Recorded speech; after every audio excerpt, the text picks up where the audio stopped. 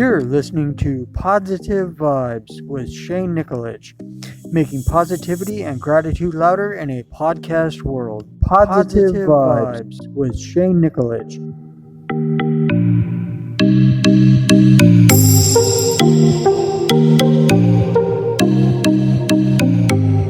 Welcome to another episode of Positive Vibes. This week's episode of Positive Vibes, making positivity and gratitude louder in a podcast world. And I'm your host, Shane Nikolic, and with me today I have my guest, DouglasK. We've known each other maybe a month or two. Yeah, a couple months. Yeah, something like that, a couple months. And yeah. I've heard just a smidgen, just like a sentence or two of what you're about. And so it got me curious and wanted to know more. Okay. And so, first off, I'm intrigued by this Clemency, hashtag Clemency Doug. Okay. And right. Where does that come from? Okay. Hashtag Clemency Doug comes from the fact that just not too long ago, without the possibility of parole under the 3 strikes law of the state of Washington. That being said, I mean, there's a lot of history to the 3 strikes law, what it was originally designed for, most serious violent offenses, and how once the 3 strikes law came into being, they took it and added like 16 more crimes, like second-degree robbery, like if you stole a piece of pizza and it was your 3rd felony, it was a 3rd strike and you're going to prison for life. There's actually gentlemen in there serving life without the possibility of parole for stealing a pizza from a vendor down in downtown Seattle. But anyway, I digress. So anyway, I was serving a life sentence under the 3 strikes law, which is a story in itself, and I was granted the extraordinary measure of clemency. And a matter of fact, if you look behind me, over here, right here on the wall, my clemency attorney framed it. It's the actual signed clemency petition from Governor Jay Inslee with the gold seal on it. Oh, wow. Yeah. That's awesome. Okay. Yeah. Definitely. It's like, I know several times over in several aspects of my life, I know that sentence to negativity or life or whatever, and sentence to just bad stuff, and then freedom. Yes. It's like, as I know about recovery from drugs and alcohol, and it's like I know there's a story in one of the texts, recovery texts that I've read about I think the story, they might have taken the story out, I'm not sure, it may have been in an older edition. It was called Freedom from Bondage was the name of the story. Yeah. And I do remember one of the last sentences in that story says, "The only real freedom a human being can ever know is doing what you ought to do because you want to do it." Oh, yeah. It's funny you say the word freedom, and I think about that word a lot. And, there's physical freedom, and there's spiritual freedom, and it's interesting. Yeah. So I guess, so we got quite a bit of time, so I guess you'd probably want to know how I got struck out, what happened. I mean, I imagine you have a whole bunch of questions, or I've never done a podcast. It's funny, too, because a few years ago, I didn't know what a podcast was. And I was at the Kuala Lumpur Correctional Center, and a friend of mine who is also granted the extraordinary measure of clemency. Yeah.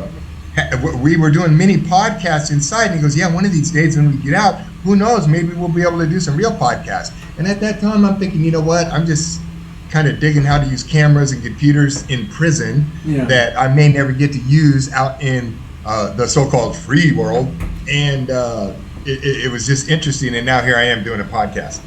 Yeah, definitely. It's definitely new.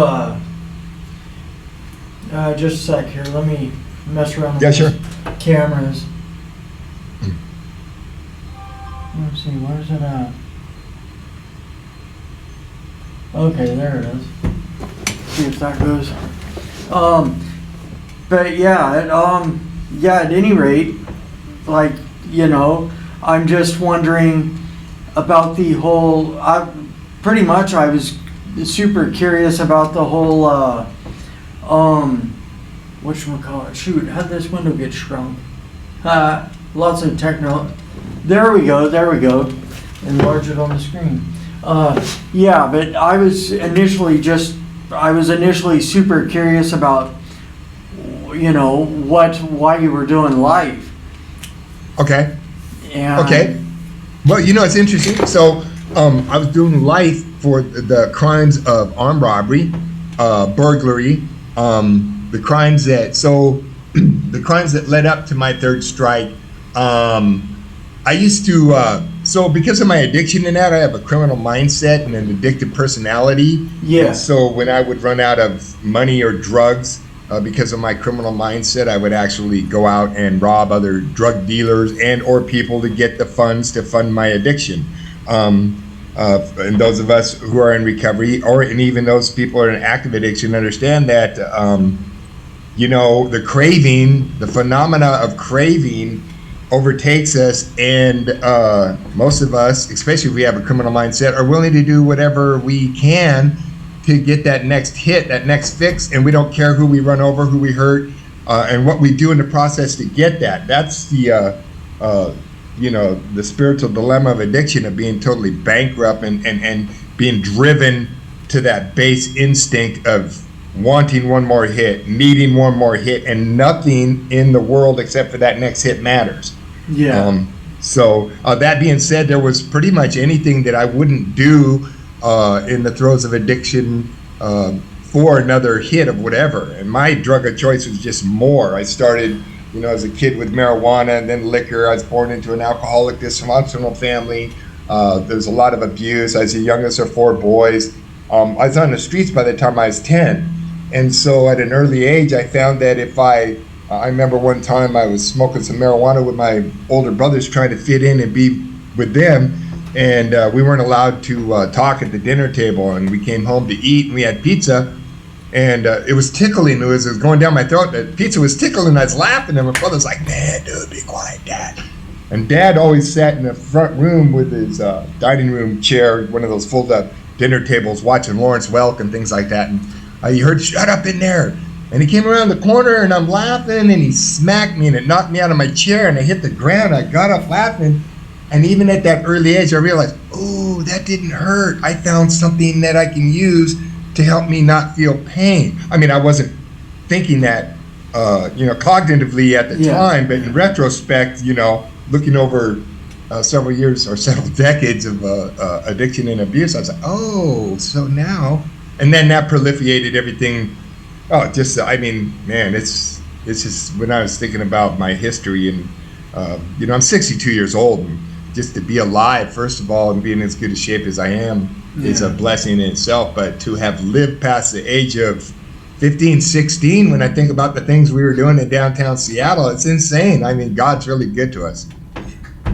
Yeah. So anyway, you want to know why I was struck out, exactly what the crimes were or what happened? Well, just roughly. You don't have to go into very. No, I mean, here's the thing. Today, there was a time in my life where, you wouldn't be able to get me in front of a camera, let alone give you my true identity, let alone share what's going on between my ears. Today, I'm 100% transparent. There's nothing I won't discuss. My life is an open book.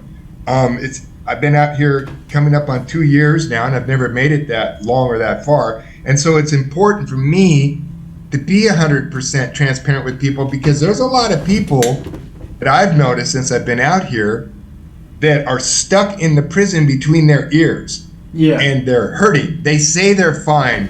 They act like they're fine, but deep down inside, people are just so much pain and hurt out here. So it's important for me. There's no question off limits to me. And the reality is, sometimes I might say something that would offend another human being, but at the same time, if that's what it takes to get them to understand the reality of Just here's the thing, my friends are dying out there. I got a guy that just got out of prison 3 days ago.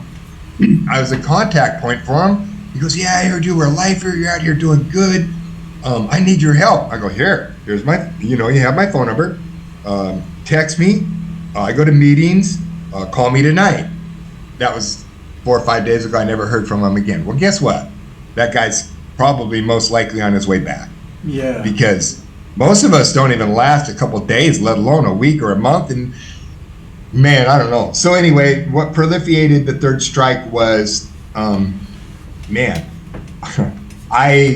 was on a drug-induced psychosis of methamphetamine. I was on a 4-day run.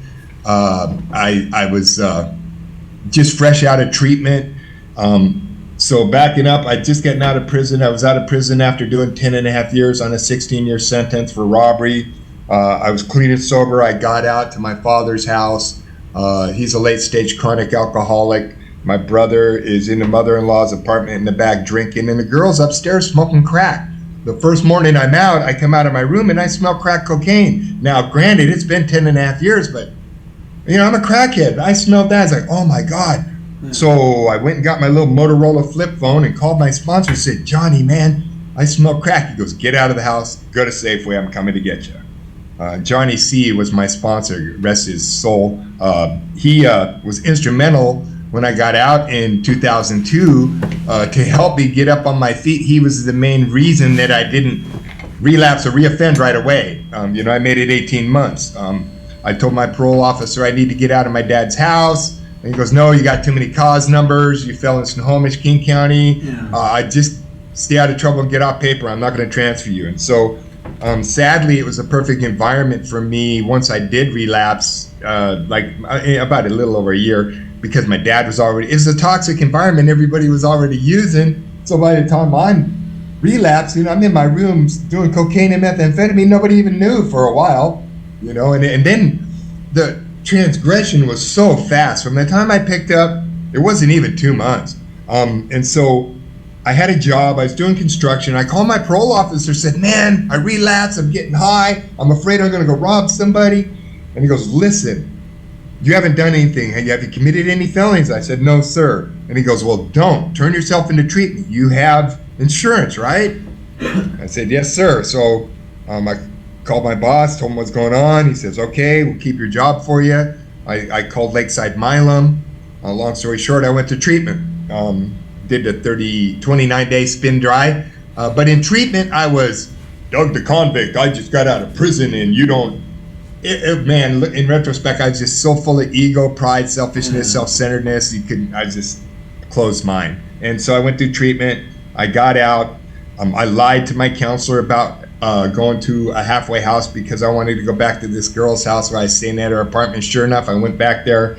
I went to my father's house to try and get my clothing. I got my clothing. I went through all my pockets of my clothes, and voila, what do I find in one of the pockets of my pants? A bag of meth. But I'm not going to do it, but I put it in my pocket. And then I go back to the girl's apartment. She gets there. Guess what we do? We do the meth. Within a week and a half, it got to the point where I was literally at an AA meeting at Fremont. It was a Friday night. Saturday morning is when I went off the rails. And I was at the meeting telling people, man, I got to get out of here. I'm high. I'm going to get struck out. And a good friend of mine, Bo, I won't go into detail, but he said, Doug, sit on your hands. And I literally sat on my hands, and he came over and gave me $20. He goes, go get some food, man. Don't do anything stupid. And then another person I was talking to was, hey, man, if you want, you can steal my car. I need the insurance. The keys are in the floorboard. And I'm thinking, keys, floorboard, car. And he goes, I'm only joking though, right? And I'm thinking, yeah, car, keys, floorboard. And I went outside and I got in his car, and sure enough, the keys were on the floorboard. It was just a little Geo Metro beater car, and I stole it. And I tried to go to the drug house to get some more drugs. Long story short, 8 hours later, just 4 miles away from there, I went and did the drugs. I try not to think about this stuff because I'm so ashamed of it, and I don't talk about it with pride. I talk about it with shame because it was like the beginning and the end of my life at that time, but it was necessary to happen to get to where I'm at today. So I left the meeting, I did some drugs, and I was down near Green Lake parking in the parking lot, and I left, and the cop pulled in behind me and started pulling me over because the car was reported stolen. So I jammed up some alleys, got out of the car and ran because I didn't want to get caught with my drugs. And so I ran to a school, and I was hiding in the bushes. It was 8 o'clock on a Saturday morning, and cop cars were all over. So I jumped a bunch of fences, and I saw a hot tub, and I literally jumped into the hot tub. It's crazy because I was so worried about getting my drugs wet in the hot tub that I got out of it, flipped over a couple of fences, pulled it out, looked at it, and I don't know. So I had a rig, a syringe, and the drugs, and so I didn't want to get caught with it, and I knew the police were looking for me, so I literally took the drugs that were in the baggie and stuffed them in the syringe, put the plunger in it, put the needle in my arm, and just used my own blood to draw to liquefy the methamphetamine and do it, and I shot it all up.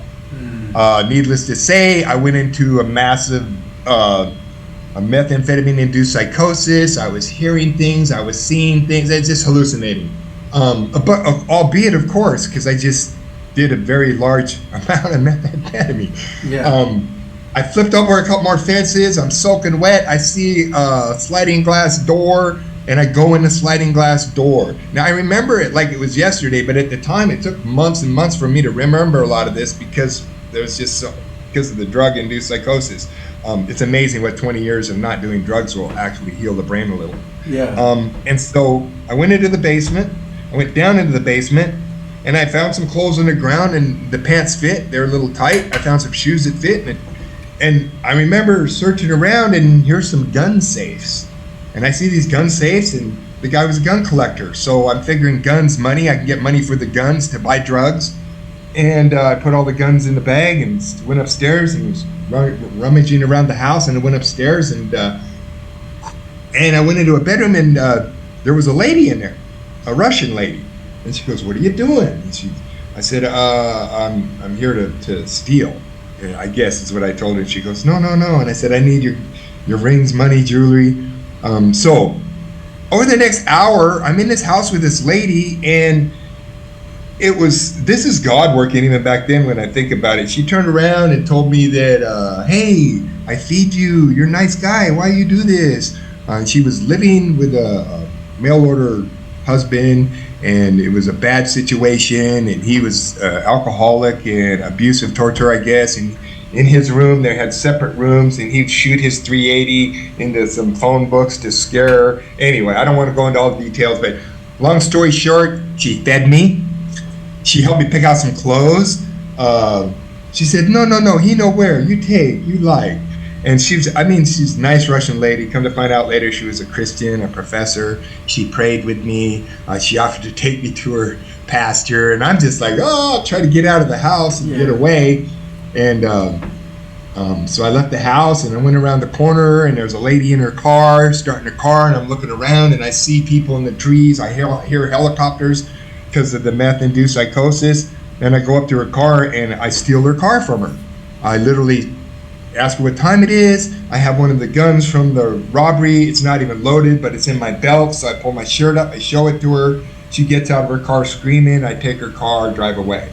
And that, albeit 8 hours later, 3 miles away, looking over my shoulder after doing a big hit of meth, I T-boned a van, and it just happened to be an off-duty major for the Seattle Police Department, firearms instructor with their 2 children in her van.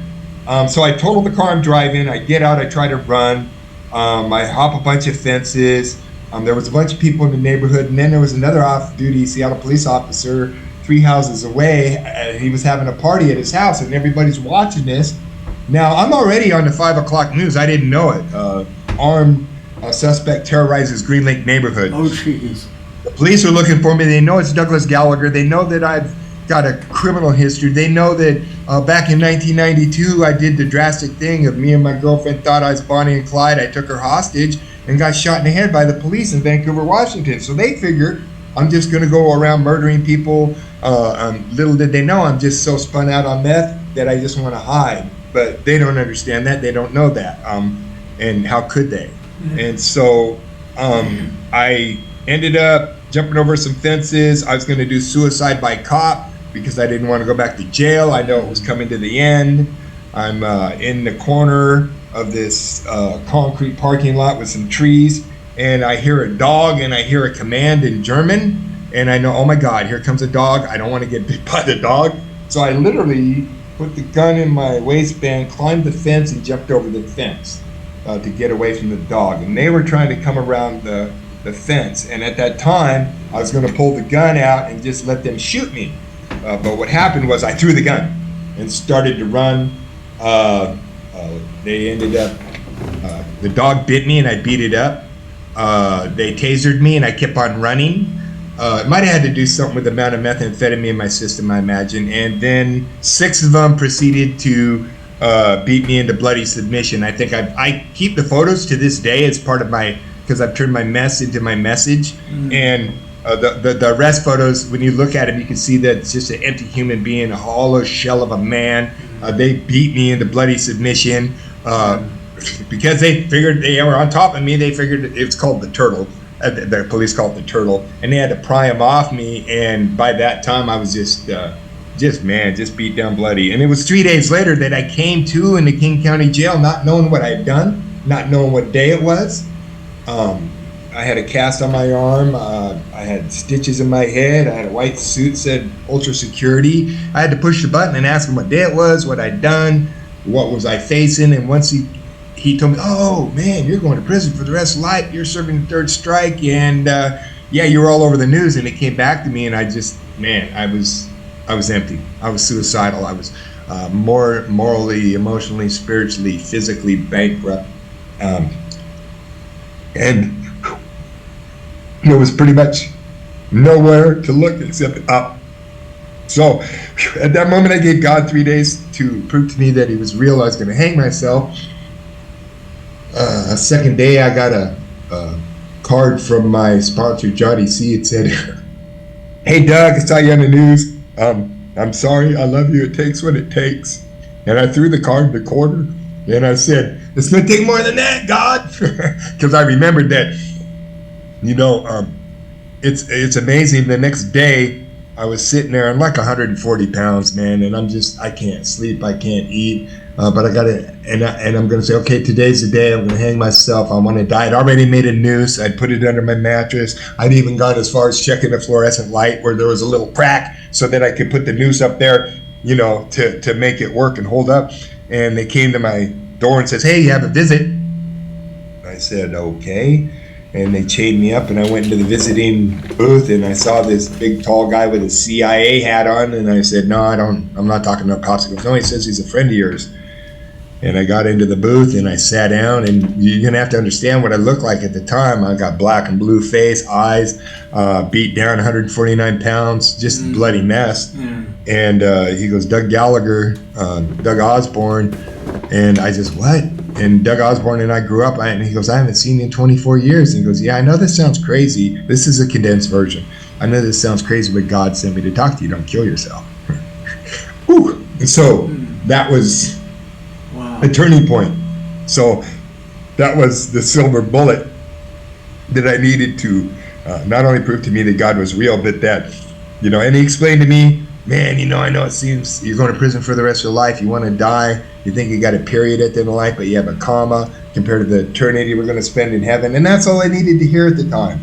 So I spent 3 years in the King County Jail, fighting my 3rd strike, going through the steps. And being in county jail is hard enough, but 3 years in the King County Jail, insane. So I ended up spending 3 years in the King County Jail, getting prepared to go to prison for the rest of my life because I know I was going to get struck out. I tried to get a deal, no deal, or striking you out. Yeah. And the reality was I'd only gotten caught for part of what I'd done.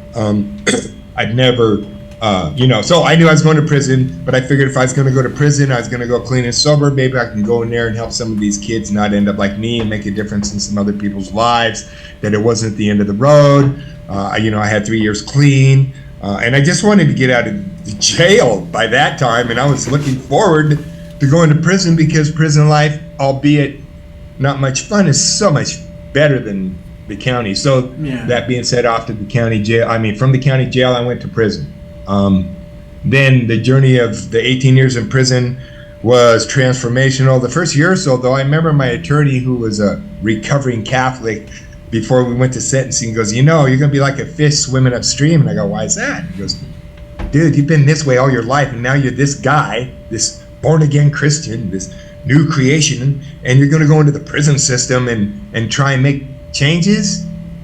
It's going to be a rough road. And I was like, nah, I got this. And no sooner did I get to the receiving units than I was sitting at a table with 3 guys I know, and they were talking. I was like, oh, man, this is going to be hard. To be a good, God-fearing man, to watch your language, to have the right thoughts. And I was like, man. So it was a rough start for the first 4 or 5 years. I'm there, and everybody, hey, man, you helped. Oh, man, they got you, and woo, woo, woo, and you're a soldier. And it's hard to explain unless you've been incarcerated, the reality of prison life, the so-called convict code, the lie, the social hierarchy of prison life. It's just insane. So that was pretty much how I got struck out and went to prison. Man. And that's the short version, bro. It took 10 minutes to tell it, but it's like, you know what I mean?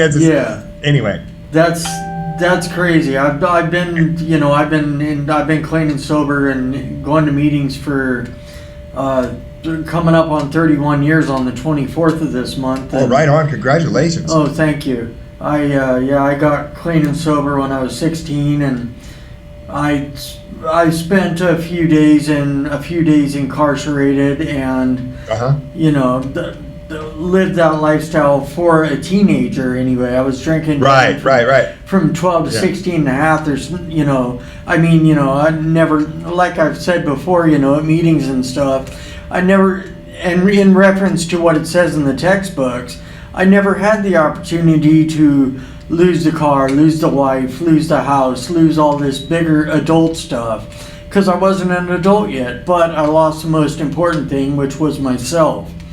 Right. And I just became like they talk about people becoming a product of the system. I had become a product of the drugs and alcohol, a product of intoxication. Absolutely, of your environment. And it's like, that's what I went for. That's what I was living for. That's what I was going for. It's like, just to get, and I know that just to get high or drunk or whatever, just to get intoxicated today, that's what I was about. And just to numb whatever I was feeling at the moment, to numb this life thing. And it's funny that you mentioned that, because I look at back, it's like, we learn from our parents. I became a certified dog trainer. So I've been training dogs for 16 years now. Yeah. And when I was incarcerated, getting into the dog program was like prestigious. If you could get into the dog program at all, because there's only like 10 slots. And second of all, you could become a certified dog trainer if you stuck with it. And once I got into the dog program, at the time, it's like, I just want a pet and a check. So you get a dog in your cell with your cellie, and you get a pet and a check. But once I started getting into the science behind dog training and how their minds work, and how to actually train dogs from birth to 1 or 2 years old, behavior modification, everything else, I realized, man, that's all I needed as a child, was to be trained right. My dad never told me he loved me, he beat me. My brothers they sexually molested me, one of them.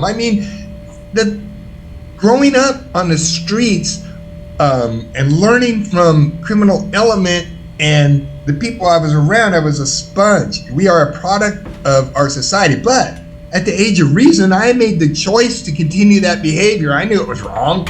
Yeah. When they told me I was incorrigible juvenile delinquent, I found out what incorrigible meant. Hey, I like that. That's me. I was so angry at life, my dad, my parents, and so I acted out. It was actually fear and pain, but fear and pain turns to anger and violence. And so raising up in that and living that the entire time, I realized, well, man, I didn't have a chance from childhood. So that being said, being able to actually, the best thing that ever happened to me was getting struck out, spending all that time in prison, thinking I was never going to get out, finding out who Doug who's Doug and what's he want and what's he going to do and how's he going to make an impact on some of these kids so they don't end up like him if I'm going to spend the rest of my life in prison. And through the dog training process, I learned empathy, compassion. They really changed my life and opened my heart. And that my Christian walk, of course, going to church every week,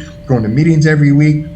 You know, I was blessed just last month I got permission from my parole officer to go to Sequim, Washington to speak at an AA meeting in front of the women that brought the message into the Clallam Bay Correctional Center for the 11 years I was there. It didn't matter. It would be snowing, they would show up. It would be Thanksgiving, they would show up.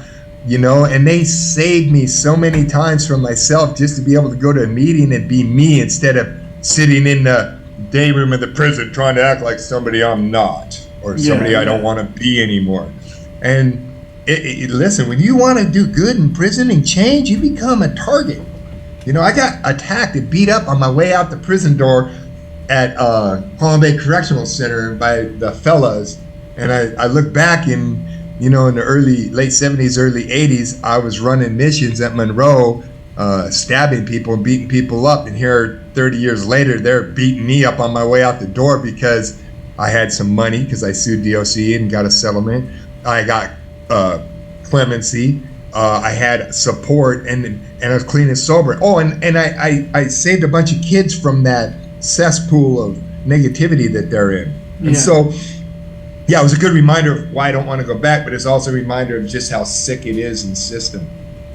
So that's what it was like. Do you want to know what happened was the transformation, and then I guess what it's like now? Or what questions do you have?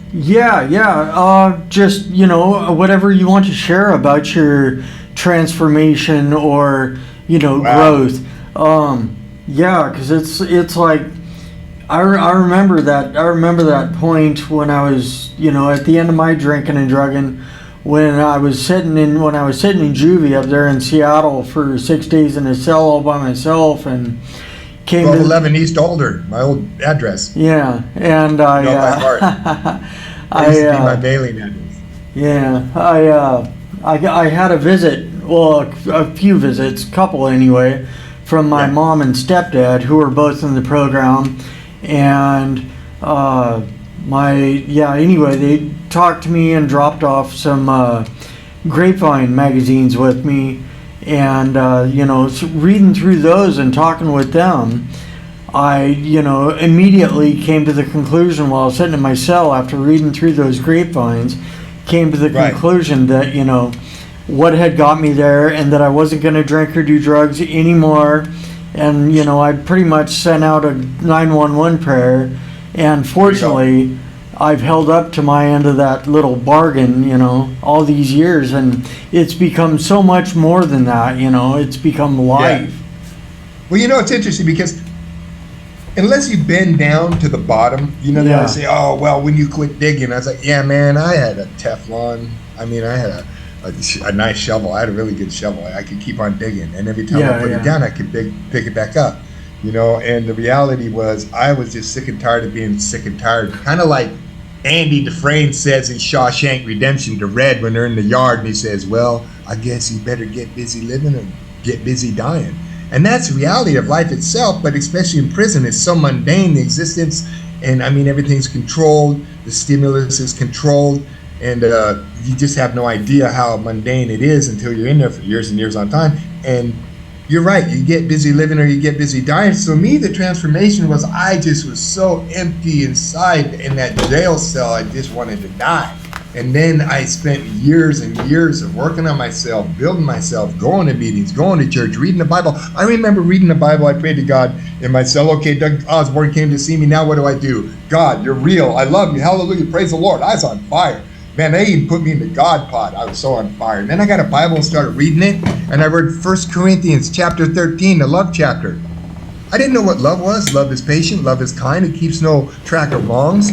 I said, I didn't know that. Nobody ever showed me that. So I learned how to love. And I spent the 3 years in there, not only fighting my third strike, I fired my attorneys and went pro se and was fighting them. It's going to cost you a bunch of money at the end of the day because I was so bitter. I even gave that up to my lawyer. I went to trial. I got nailed to my cross. I got struck out. I went to prison, and in the prison system, I saw people dropping left and right. I saw other lifers giving up, and I saw these kids coming in and out, and so I got involved. A good friend of mine, Jeff Coates, who was just murdered not too long ago in Belize in his nightclub for doing the right thing, says, we live in an evil world, light or dark, and he said, man, bro, you need to get into this Lifers Club. You need to get over here. You need to start helping these kids. And he got me involved in the Step Up group, a group of lifers. And we started all kinds of programs. Back then, DOC was actually trying to find something that would work because the system's broken. And they were using us to do it because nobody listens to anybody that works for DOC. But you're going to listen to some guy that's doing life without parole so you don't end up like him? Well, why would I end up like him? He's in here for life. Well, maybe he can tell you something that can help you not end up like him. Yeah. And I have a couple success stories, but the reality is most fall. So by helping other people, I got out of myself. And I learned who I was. And the dogs taught me. And the ladies for WAG. Big shout out for Welfare for Animals Guild, WAG and Squim. Them ladies, man, they have a rescue ranch there, the Halfway Home Ranch. I was just there a few weeks ago. Beautiful place. If it wasn't for these ladies, Barb and Mel and everybody at WAG, I wouldn't be sitting here in front of you, because there were so many times that the dogs and the dog program saved me from doing something stupid or acting out in a certain way. And clemency wasn't even an option at the time, so the transformation was real. The transformation was all about, I'm going to spend the rest of my life in here. I want to be free between my ears. And I got free between my ears. From the day that I accepted Jesus Christ, my Lord and Savior, in that cell to this day, he's been with me. But we have to do the work. So I had to pick that cross up and bear it all the way through the prison system. And so the reality was coming out here. And I'd never made it more than 16, 17 months without getting high or reoffending and going back. But the reality was I had 3 strikes. I have clemency. I can't go back. But listen, addiction doesn't care. It's not, you do a hit, it doesn't care if you're looking at the rest of your life in prison. It doesn't care if you're looking at a 3rd strike. Yeah. Your addiction's out to get you out there and kill you, bro. It's not, it's out in the parking lot mine, always doing push-ups. So when I got out, it was overwhelming. Nobody tells you. I'm going to start doing some, I have a YouTube channel, and it's Doug the Dog Trainer at YouTube, and use social media to make a difference. Because nobody tells you what it's going to be like after spending 20, 30 years in a box, coming out here, the overstimulus, you can't sleep, you can't eat, your mind's racing, you feel like you're high on methamphetamine for the first 3 or 4 days. Yeah. I went to a halfway house, thank God for House of Mercy. Soon I left there to my brother's house, thank God for Jim Vaughn, my brother, who helped me for 15 months, a place. I was lucky, I was blessed. Most people get out of prison with $40 gate money and a bus ticket. I had money in the bank from a civil suit. I had 100 people there to help me. Big shout out to my pastor, Terry Olson, who was instrumental in me getting clemency, put my name in the hat with the Seattle Clemency Project. If it wasn't for him, I wouldn't be sitting here talking to you. But people to this day tell him that he made a mistake with me. People to this day are betting against me. But here's the reality. I was born into an alcoholic dysfunctional family, a lot of abuse. I made it to 62 years old. I look back over my life, and most of it was a waste because I wasted all them years in prison. But I'm out here. I'm sitting in an apartment that I'm paying for. I have a job. I have a car. I pay insurance. I have a license. It's insane. I'm doing things in the last 2 years that I've never done before, clean and sober. Yeah. Because it used to be when a problem would come along, I would get high. Or if a situation came along, or barricade or an obstacle, I would get high. I would pick up, and then I would the criminal element, the criminal mindset would come into play. And it's like, man, I'm not a pretty person on drugs at all. I'm a very violent, scary person. So that being said, coming out here into this crazy world 30 years later, it was so overwhelming, man. I didn't think I was going to make it. There were several times where I didn't want to get high. I just the anxiety was too much. I was so overwhelmed all the time.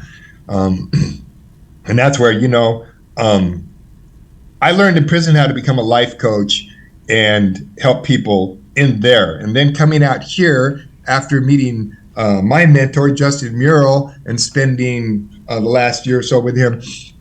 I just, we're life coaches out here now helping people come out of prison, get up on their feet. I tell people, hey, here's what it's going to be like first few days. And hey, man, it's going to be hard. And hey, man, you need to do this, this, and this. Because I know what not to do.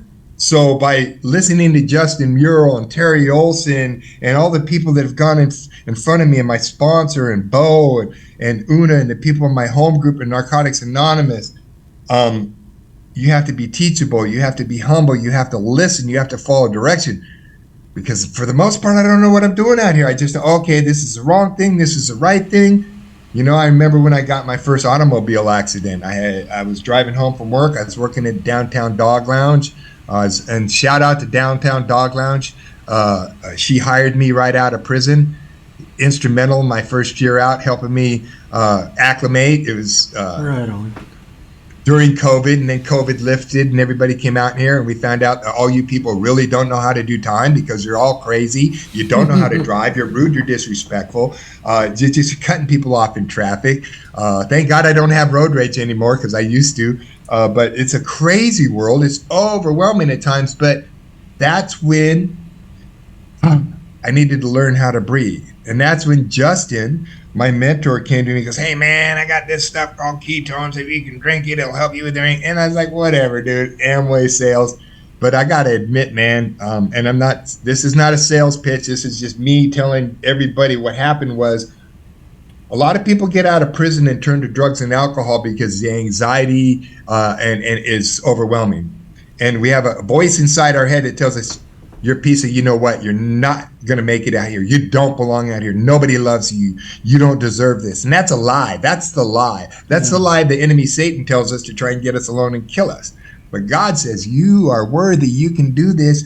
You have all these people, this support group, just jump in the middle of the herd. And that's when Justin Murrell and me sat down. Now, you got to understand, I'm a 3-time convicted felon, struck out loser, and he's an ex-cop, ex-federal Bureau of Investigations, undercover narcotics task force cop. We don't got nothing in common. I was like, the first time he's talking to me on the phone, he's trying to sell me some ketones to a friend of mine. He's trying to get me under him to be, to build his pyramid. And I was like, oh, no.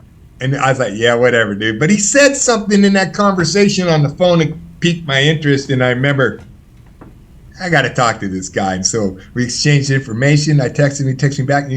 And I talked to him, and I told him my story, but I'm telling you now. And he goes, bro, you don't understand, man. Your testimony is awesome. I go, what do you mean? He goes, bro, you're not even supposed to be out here. And you're happy, you're joyous, you're free, you're clean and sober, you did that. Man, let me help you. And I help me out. Well, first of all, man, I can help you with your anxiety, your depression, all this if you drink this drink. If you drink this drink, 10-day challenge. If you don't like it, I'll give you your money back. Ooh, money back guarantee. I did it. 4th day, I became a promoter. Stuff changed my life. Focus, energy, everything. Boom. That's all I'll say about ketones. And then he started schooling me and started talking to me, and I started listening. For the first time in my life, I had people, big shout out to Josh Looker, Looker Industries, owns his own trucking company, man, built his own little business, really good, solid, moral man. I work for him. He's a friend, and he's teaching me. See, people are teaching me how did you get this? How did you do this? I used to take this stuff. How do you earn this? And these people are opening their homes to me. I was flipping houses this last summer, and I had my boss come up and goes, here, I need you to stay here tonight. And I go, what? He goes, yeah, blah, blah, blah. Realtor's coming in the morning. $1 million home. He gave me the keys to $1 million home. He goes, man, I trust you. He had me going into, people are giving me things that I never thought that I used to take, let alone trust me. So that's what it was like. That's what happened. What it's like now is, man, I'm just so super blessed. I'm sitting here on a Sunday morning in Linwood in my apartment, a 1-bedroom apartment, instead of a prison cell. I got a recliner over here. I got a hot cup of Starbucks coffee. I'm so blessed beyond measure that there's times where I just start crying in thankfulness. I have a car out in the parking lot. I have a job to go to Monday. I look around me and all I see is blight. I have friends dying, coming out of prison and dying from fentanyl overdoses. I have people falling left and right.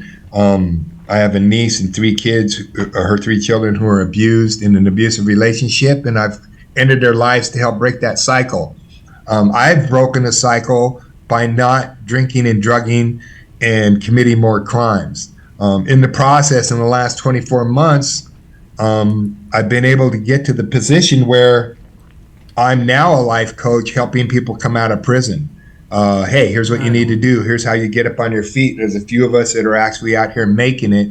The recidivism rate in Washington State's over 86%. Most people reoffend within the first 2 years, but most people violate their conditions within the first 6 months. Yeah. I used to tell the correctional officers in prison, I'm going to put you guys out of work one person at a time. They say it'll never happen. I go, well, if I can turn one of these kids around, they don't come back to prison, I've done something good. And that time is like, if I can help one kid not come back to prison, it'll be worth doing this life sentence. People, you say you're crazy. You ain't worth doing a life sentence. Listen, man, if that kid doesn't go out and rob somebody, doesn't kill somebody, doesn't sell fentanyl to some other person's child, it's called the ripple effect. People don't understand. Every action has a reaction and ripples. Once I learned that, it's like, oh my God. So I took so many years, over 30 years, taking. And now at 62 out here, I'm giving back a little bit. I can spend every day for the rest of my life, and God knows how long it is, giving back, and it won't even be that much compared to what I took. There's so many people out here that say they're doing good and they're not. They might be doing financially good, this and that, but like I said, the worst prison's right between the ears. I came from nothing. I had nothing. I still have little or nothing, but I have everything. I have peace of mind. Mm-hmm. I have serenity. I have friends. I don't live in the shadows anymore. I don't have to hide in the bushes. I don't have to lie. I'm transparent, open, and honest. Social media, it's taken me a while to understand that. We were at a function 2 weeks ago, you and me, with everybody down there. Yeah. And there was over 100 people in this room, and I felt community. Yeah. I was like, I'm not used to this. That was I'm used awesome. to hanging out with a bunch of, hookers and drug dealers, and how are we going to steal from our neighbor, and let's go steal this property and sell it, instead of, hey, how can we build each other up? How can we help each other? How can I find a financial revenue stream that's going to be legal and help me? What can I do to help other people? And like I said, today I'm like a kid in a candy store. I got pulled over the other night or last week by a police officer on my way to a meeting. Scared me. I was driving 50 and a 35. I knew I was. It was a shoreline officer, and they're rednecks. They don't. So he says, "Well, are you in a hurry?" And I said, "I'm going to a meeting, this and that. License, please. Get your registration and insurance paper ready." And he goes back to his car, and I'm thinking, oh my goodness. I didn't know what was going to happen, because the last time I got pulled over, even though I was legal, and I was out, I was on parole, and they circled the wagons. 4 cops came, they pulled their guns out, laid me out felony style, and I got to get up and leave. But it's embarrassing and it's scary, man. You never know what's going to happen. He came back up the window, tapped on it. I rolled the window down. He goes, registration? Yeah. Oh, you need to sign it. It's not legal. Oh, okay. Insurance? I pull it on my phone, USAA. He goes, yeah, okay. Well, congratulations, Mr. Gallagher. Good luck. Slow down a little bit. Handed me my driver's license and walked away. I was like, what just happened? What you don't understand, that's never ever happened to Douglas Gallagher. I've either had to run or not stop, run, crash, or go into jail, or circle in the wagons and arresting me. So to me, okay, I am doing the right thing. I need to call my sponsor. I need to go to this meeting. I need to tell him I just got pulled over and let go with a warning. Now, I would have took the ticket. The fact that I drove away is a miracle. Yeah. The fact that I'm here to be able to drive away is a miracle. So, I don't know. I don't know if anybody's even listening to us. I don't know if anybody's gotten anything out of this, but I know that. Actually, I was going to read this to you. I got a couple comments on my Facebook. Oh, sure. Okay. Okay. I got a motor mouth. I'm sorry. I've consumed this whole show, bro. Oh, no. That's perfectly fine. Okay. Let's see if I can get the mic over here. But yeah, and all the people that are out there listening, man. These are both from a mutual friend of ours, James Rowland. Okay. And he said, "Good morning, gentlemen, my Prove It community brothers, both special in making life better for others after changing theirs. Thank you both. And then he says, Doug, thanks for sharing. Shane, thanks for the show. This hit home. Second chance. I got many, but finally let go and let God. God is good. Absolutely. I'm trying to send this. I got a girl in the program in California who's asking me for the link right now, and I'm trying to send it to her multitask. And that's another thing, technology. So I couldn't understand why I was like, why doesn't anybody talk to anybody more? And well, this is why we text each other. We stand around in circles and don't talk. So the Prove It community, the recovery community, the church community. I am in the middle of this herd that is just loving me, just to love me and allowing me into their lives. Lacey, Katie, Justin, James, Michelle, that's just the tip of the iceberg. I'm really bad at names, but I got so many hugs from so many. Perry Peterson, I just like, and you, and just, oh my goodness, I'm so blessed, so happy. And when you say I have this aura of positivity, I'm like a kid in a candy store. Man, I'm clean and sober. I got my bills are paid. Sure, I'm struggling. Here's the thing, this life thing is real. This life thing is hard. Man, I went shopping for food last night. And it was insane, $160. It was $130 last time for almost the same stuff. Prices going up. People are scared. I remember being at Target at Christmas, and everybody's like this. And I'm like, oh, praise the Lord, Merry Christmas. So listen, if I can be a light in this shining darkness and come out here, I'll tell you what, the lie's dead. We do recover. I got almost 19 years clean. We can break the cycle. I'm not a loser. I'm not a three-striker.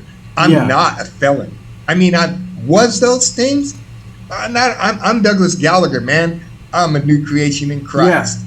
Soldier for Christ. I'm a clean and sober individual. I'm a man of integrity. You know, I'm a man that wants to help pull other people out of that cesspool of drugs and addiction.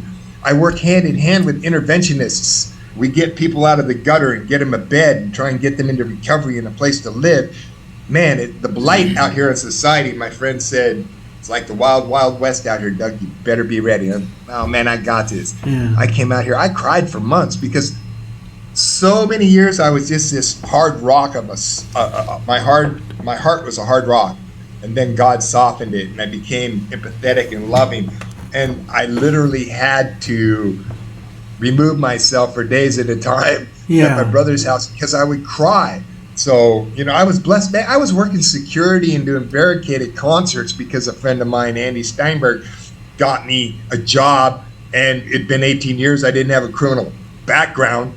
I got to go see the Eagles, the Foo Fighters, Tool, some of my favorite bands, and I was working the barricade, all summer long. I got to go to a Bad Bunny concert. There was a viral video that went viral on Bad Bunny that got me fired, and they found out my criminal history. I was delivering pharmaceuticals for Alto Pharmacy for $20 an hour driving. So I was like, I remember one night I was at a meeting and my buddy says, "You're doing what?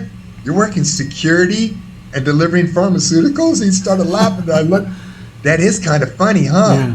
Here, a three-time loser, three-striker Doug Gallagher is working barricade at the Foo Fighters concert, and I'm delivering pharmaceuticals to shut-ins at night. God's got a sense of humor.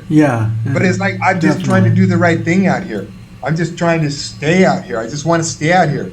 I have friends in prison now that have been there for 20, 30 years that should have been out decades ago. I'm trying to pull them out. So if I can be out here, be successful, and show everybody, hey, if I can do it, they can do it, because I was twice as bad as all.